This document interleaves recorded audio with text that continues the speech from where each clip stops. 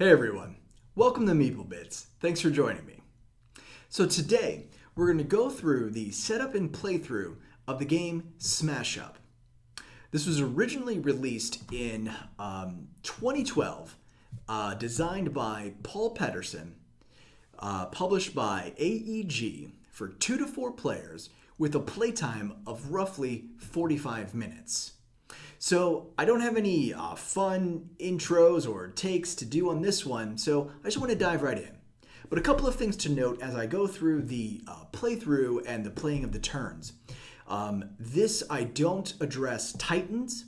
I will address namely the base decks that come with the base game. However, I am using some custom components as I go through. As you'll notice, it's the big geeky box here, but I did print off base scoring markers as well as an overall scoring card for the players. So please keep that in mind that these components do not come with the game at all. So stay tuned for my setup and playthrough of the game Smash Up. Hey guys, welcome back to a 3-player setup of the game Smash Up. Now, as I mentioned in the intro, there are custom components being used in this demonstration. So these base boards and this scorecard do not come standard with the base game when you purchase it. I did print these and laminate them separately, so keep that in mind when you are exploring this game. But these things also did come with the decks, so you'll get these kind of divider cards.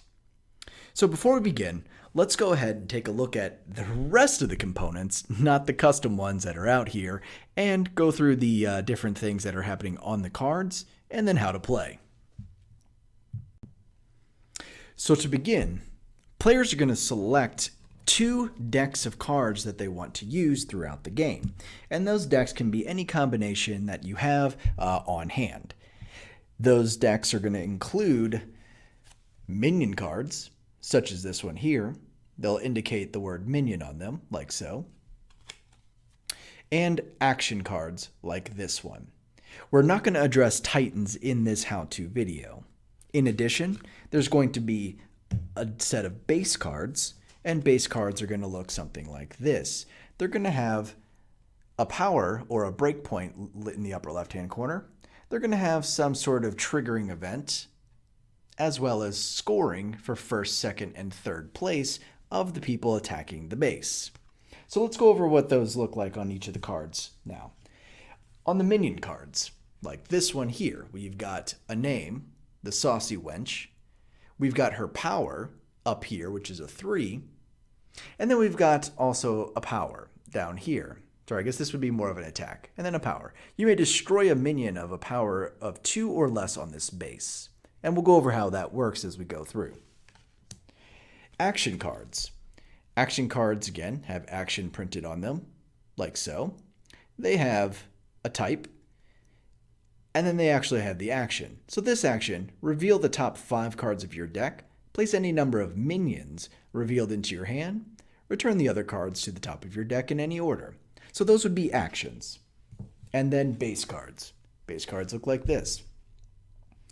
You've got your breakpoint. This is the total score needed in order to destroy that base. We've got the ability. After each time a minion is played here, its owner may play an extra minion of power 2 or less. And then when players win, first place will take 4 victory points, second place 2, and third place 1. The other components are going to be the decks of cards that each of the players use. And that's it. That's all you need to dive in and start playing. So let's do just that. To begin, all players should select 2 decks. So for player 1, I've chosen to give them Ninja Zombies or Zombie Ninjas, however you wanted to do it. But Zombie Ninjas for player 1. Dinosaur Aliens for player 2. Oops. And Pirate Wizards for player 3. So these are the 2 decks that I randomly chose from the box, and this is what they're going to have to build their deck to attack the bases with. Next, deal out 1 base more than there are players. So this is a 3-player game, so we've got 4 bases to deal out. And that's the initial setup.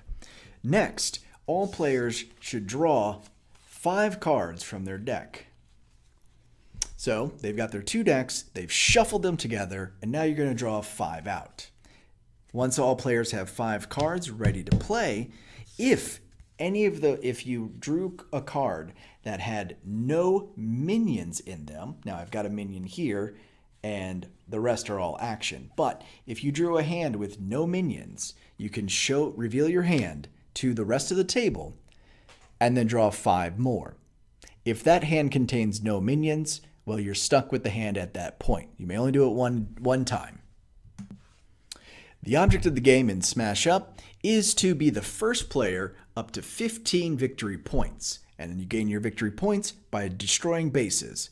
First place gets the left, second, and third. So the more you accumulate, the more you can go up victory points and the faster you can get to victory. Throughout the game, and how the game is played, is over the course of rounds. And in each round, players are going to take turns taking actions, doing the following. 1. Starting your turn. This is where you're going to check and see if any of your powers or abilities on your cards, so let's just take a quick look at this one. So if I had any minions that were out in play, for example, that had on a start of your turn. 2, you're going to play cards. On your turn, you may play 1 minion and or 1 action. And you may do so in any order. Or you don't have to play any cards at all. So if I wanted to play on my turn just 1 minion card on any of these bases, well, and then end my turn, I could do that. And I could take an action in advance of that if I so desired. So I've got my Zombie Ninja deck here, ready to go. Once I've played my cards up to 2, then I'm going to, of course, one by one resolve any bonuses or abilities that might trigger, and then I'm going to score up these bases. So I've got my custom markers here, so let me go ahead and do that. So this one has a value of 16, put that guy right there. This one has a value of 20, this one has a value of 12, and this one a value of 19. So as you attack bases, we're going to be able to easily keep track of where the bases are. So these little mats, they definitely come in handy. So you've started your turn, resolved any actions, you've played 2 cards, an action and or a minion in any order. You can't play 2 actions and you can't play 2 minions, so keep that in mind. Next, you're going to check for scoring. Once you've played the cards, see if any of these bases have reached their break point. So if, say, this base, for example, the central brain, if we've attacked this to where this marker gets down to, under 19, or I could do it up to 19, whichever way is easier. But it starts at 19, and I'm going to subtract from it. And if that break point reaches 19 or less, or 19 or more attack power, then the base is destroyed, and we're going to score the points for all players that have contributed to that base. Next, you're going to draw up 2 cards. Let me go ahead and move these markers. So once I've played my 2 cards, or as many as I wanted, then I'm going to draw up 2 cards into my hand. Now you're also going to have a discard pile. So as you destroy bases, once a base gets destroyed, all contributing players in those bases are going to take those cards back into their hand, again resolving any abilities that might say on base destroyed. So once you bring them into your hand, you're going to put them into a discard pile. As you go to draw up 2 cards, if you run out of cards, you would shuffle your discard and then resume again. And that's the only time that you can reshuffle, is on that draw 2 cards phase. And then lastly, you can only have up to 10 cards in your hand. So let's say I win a few rounds for whatever reason without playing anything and I keep drawing up 2. Well, I can only have a max of 10 cards in my hand at any given time. And then lastly, there we go. And then lastly is to end your turn. You're going to resolve any end of turn actions or abilities that might trigger, and then it becomes the next player's turn. That's it. One by one, everyone's going to continue to do exactly those actions. Resolve any start abilities, play up to 2 cards, action and minion, Check for scoring of the bases out here, resolve the victory points if any, draw 2 cards, and then resolve end turn abilities. That's it. First person to 15 victory points, the game is over. There are no additional rounds or turns. But that's it. You're ready to take turns. Now, in this video, I'm not going to address a lot of the ins and outs, like what are all the factions and if a combination is better than another. There's a lot of articles and threads to go over things like that. Or I'm not going to really talk about all the intricate details of the different definitions of destroy versus discard, etc. But you can refer to the player guide that will definitely detail all of that for you. So let's go ahead and dive in. Let's take a few turns, hopefully get a base destroyed so that we can see and understand how that works. But you're going to want to try to play your hand as best as you can on, well, one, the base you want to get. Like this one's worth 5 victory points if you're in first place. But playing on the right bases also help out. For example, the central brain, each minion here has an additional +1 power. So if I were to play this tenacious minion with a 2 power here on this base, like so, this is actually worth 3. So then I would pull this down 1, 2, 3, like that.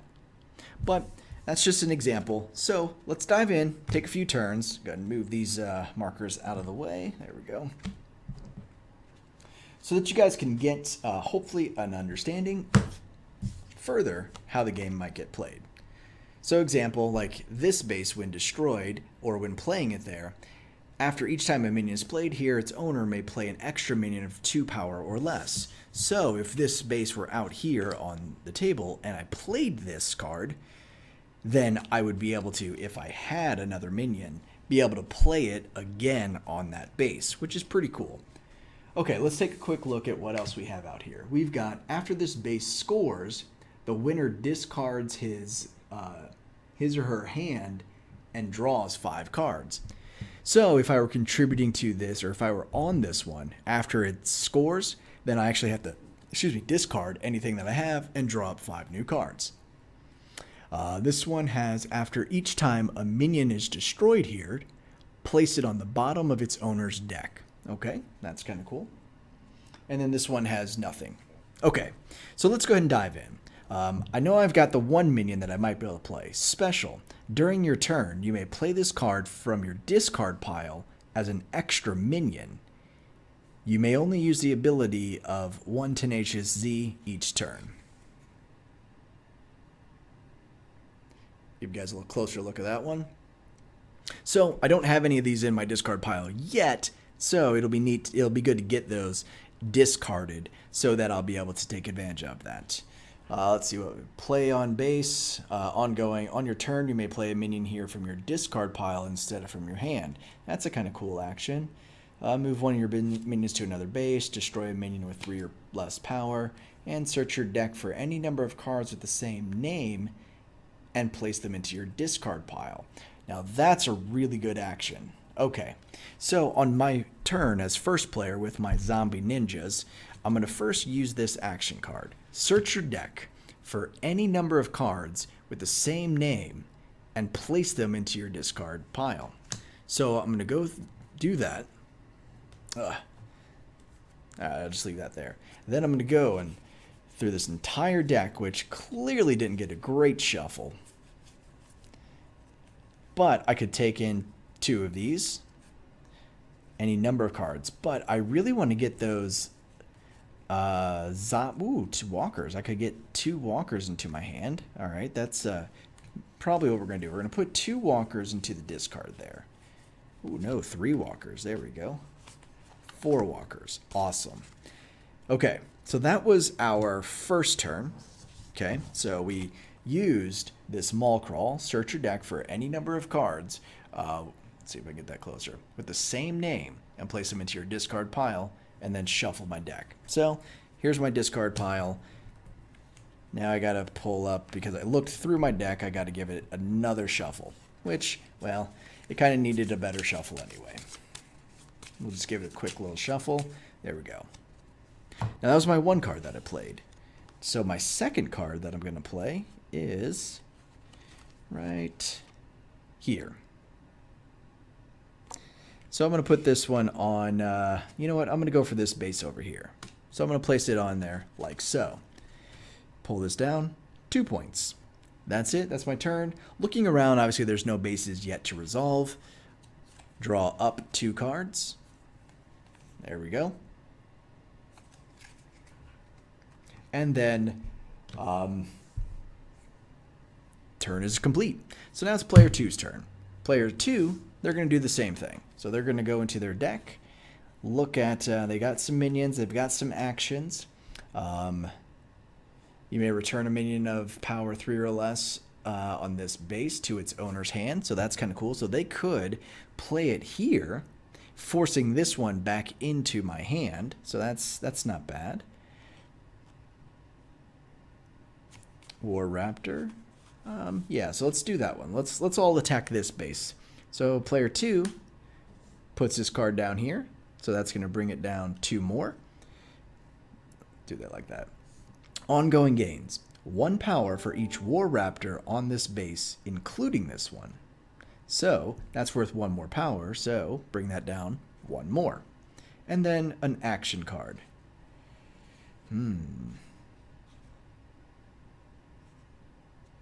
No, these are to kind of take that for right now. So I'm going to hold and then just draw up 2 cards into my hand. There we go. Now player 3. They're going to do the same thing. Oh, well. Sorry. We're going to have to look at the bases, resolve anything, but we know that we're not needing to do anything just yet. Okay. So, player 3's turn. They've got only 1 action card. Move another player's minion to another base. Okay, not bad. So they're going to go ahead and use this Buccaneer. Special. If this minion would be destroyed, move it to another base instead. So, let's go ahead and put it here onto this base, bringing this down by 1, 2, 3, 4. So this base is almost destroyed. Now, again, they've got a lot of take that cards to use as actions, but let's see here. We'll go ahead and hold off, like I said, on that second one. Draw up 2 cards into their hand. Still nothing to resolve out here just yet, but we're definitely getting there. Okay, now back to player 1. Resolve any start effects, which they don't have any right now. Special. During your turn, you may play this card from your discard pile. Okay. So now, knowing that I had on my last turn, let's see, where was it? There it is. Place any number of minions with the same name from your discard pile into your hand. So I needed to use the Maul in conjunction with this one, because now all those walkers that I just pulled out, so I'm going to use that as my action first, and then pull up all these walkers into my hand. And then I'm going to go ahead and use this one. Look at the top card of your deck, discard it or return it to the top of your deck. So I'm going to play it here onto this base, bringing it down by 1, 2, and then look at the top card of my deck. Now I can either discard it or put it on top. It says it's a minion. I can place a minion from your discard pile into my hand. I'm going to keep that. I'm going to keep that on the top. I don't want to discard that one right now. And then an action.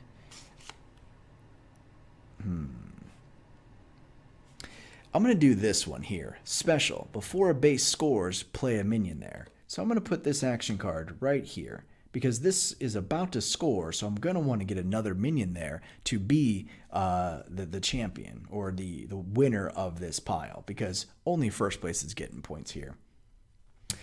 So next phase, resolve any breaking points. Nothing to do. Draw up 2 cards. 1, 2, 3, 4, 5, 6, 7, 8 cards in my hand, so I'm still under the 10 marker. That's good. And then end the turn.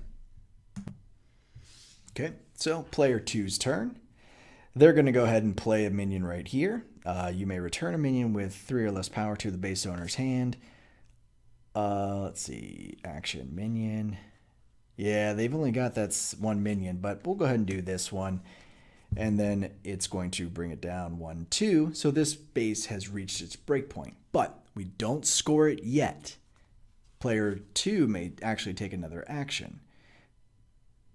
So I could use this one, which would then take that for anybody else, thus probably negating us actually destroying this base.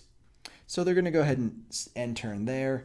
Now we're going to resolve the base. Okay, so we're going to add up the number of points that are available. So we've got 2, 4, 2, 4, 2, 4.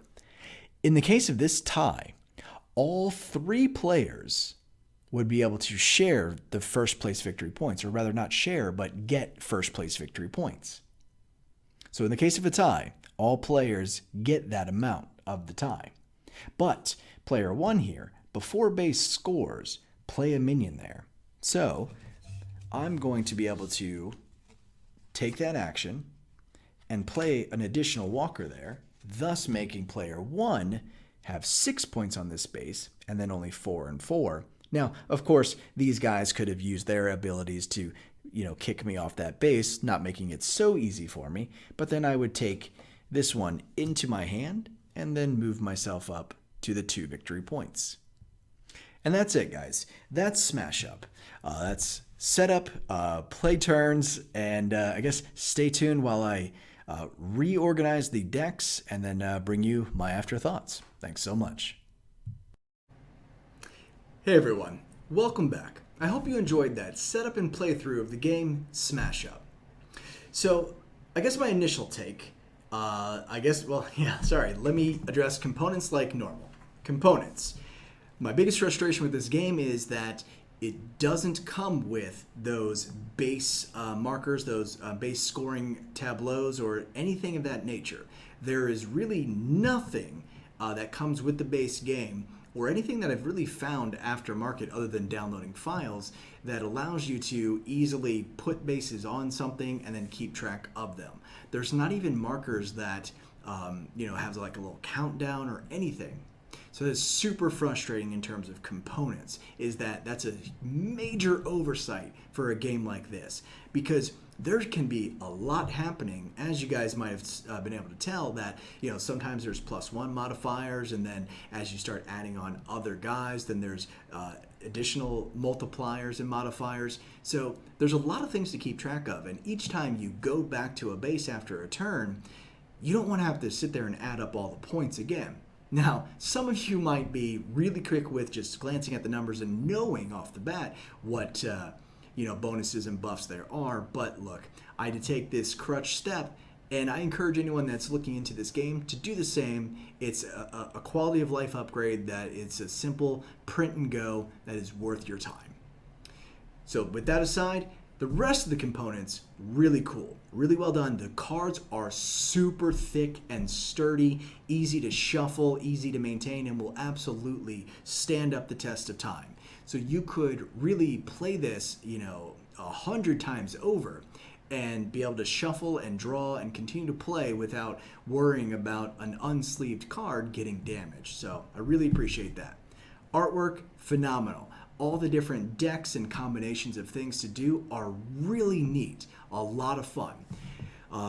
There's, as I mentioned in the intro or at the beginning, there are some things that I've read that are more powerful combinations than others.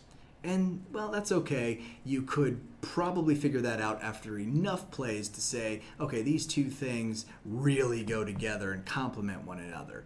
But that's actually kind of the fun part of this game is, figuring that out. So when we play, what we like to do is we only get to pick one deck at a time, thus kind of preventing others from saying, all right, hey, I've got this ultimate combination that I really want to do every time. So we kind of go round robin and say, okay, you know what, first player, you get to pick yours first, but then next player gets to pick, but then that last player, or I guess I should say rotisserie, that last player gets to pick both decks. So we give them a sort of bonus for not being able to pick first, because they then get to pick both of theirs at the same time. But then it prevents that first person from saying, yes, this is my deck. So why should you add this to your collection? Well, if you like deck builders, I don't think I've made it much of a secret that deck builders are not really in my wheelhouse. I'm not a huge fan of them. In fact, I don't care for Dominion. I know, I might lose some subscribers over that one. But This one I really took to. I really enjoyed it. So if you like deck builders, this is definitely a good one. There's a lot of expansion packs to add and to include to really increase the replayability and add additional options out there. While you may not want to add it to your collection, the base game is a little thin. I think it only comes with 8 factions, which feels a little weak. It feels kind of light. So the fact that they kind of shove down additional decks down your throat, not really down your throat, but they're kind of expensive. Like to buy a new deck, like for example the Cthulhu series, I think it's another like $20 or $25. So that adds up quickly. You're adding 10 more out there. Now suddenly you're $200 into one game. Is it worth $200? No, not to me. So if you can find deals on additional decks, go for it. That's really cool. Otherwise, the base game, usually on sale, it can be had for a pretty decent price. So if you like deck builders, you like the art, you like the fun, it's really neat, easy to understand and get into. So give it a go. But like I said, if you are the type that need to have everything, understand that to have everything, you're going to be spending a pretty penny on it. And that's also a mild frustration of mine, which is why I've got the big geeky box here, but I hesitate to open it because it's a little bare bones in there because I didn't include everything possible because again, it gets kind of costly, especially when it's not something that I can get to the table all the time. What else? I guess that's it. It's a really fun deck builder game, guys. And for someone who isn't a huge fan of deck builders to kind of throw my hat in the ring and give this a backing, maybe you might want to give it a second go if you don't already own it. Like I said, originally released in 2012, so something that a lot of you probably already have in your collection or have at least eyeballed once or twice. So if you're just happening upon this video and you enjoyed the content, please feel free to leave a subscribe. I do appreciate the support. If you've played Smash Up, please leave a couple of comments for me. I'd like to know your thoughts on the game, how many decks you've managed to acquire, and what you think the best combination is. I'd like to maybe give that a go. So community recommendations are always welcome. So anyway, guys, really appreciate you joining me here today. Thanks so much for watching. Until next time, thanks again.